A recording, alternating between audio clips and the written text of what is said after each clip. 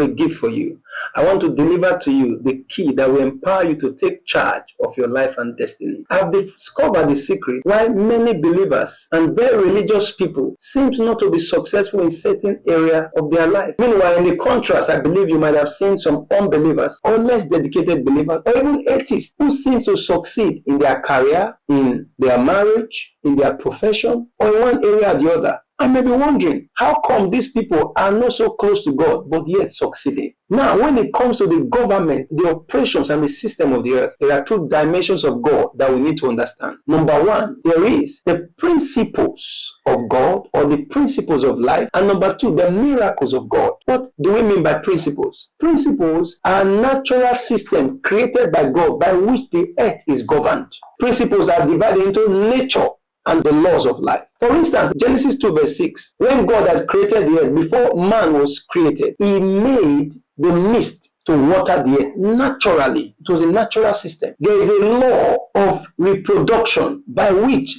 every healthy being, whether plant or animal, can reproduce after their kind. Even without prayer and fasting, animals do reproduce because there's a law of reproduction. Then what are miracles? Miracles are timely supernatural interventions, interruptions, and interception on the principles of life to produce a supernatural effect. And a lot of believers, we are used to it, either praying for one miracle or the other to happen. For instance, we've heard of miracle conception, heard of miracle marriages, miracle job, and all forms of miracle that God keeps doing for us. We have a very striking miracle in the scripture.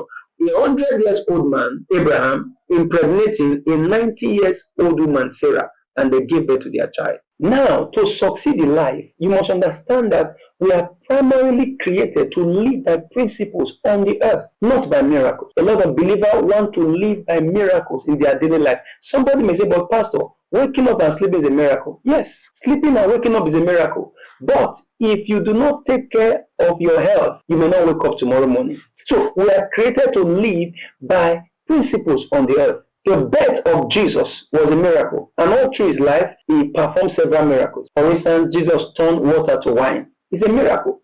But whenever they wanted wine, they won't take water to Jesus for him to turn it to wine. No, they'll go and get wine to those that produce wine. We also have another miracle when Jesus walked on water. It was a supernatural interception on a natural law, because we don't normally walk on water. When he walked on water once, the next time Jesus would need to take a water journey, he won't need to walk on water, whether it's a ship or a boat, as we saw in scriptures. Miracles are timely interception. They are not what we live by. A lot of believers pray to live by miracles and not by principles. And that is why some of us may not succeed as much as we ought. Listen, beloved, you cannot ignore the principles of life and expect to succeed perpetually in life. You may get miracle financial provision, but if you don't understand the principle of wealth creation, you will return to poverty. You may get a miraculous healing, but if you don't understand and deploy the principles of healthy living, you will return poor. Many people have gotten miracle job, but they lack the principle to keep the job, so they lost it.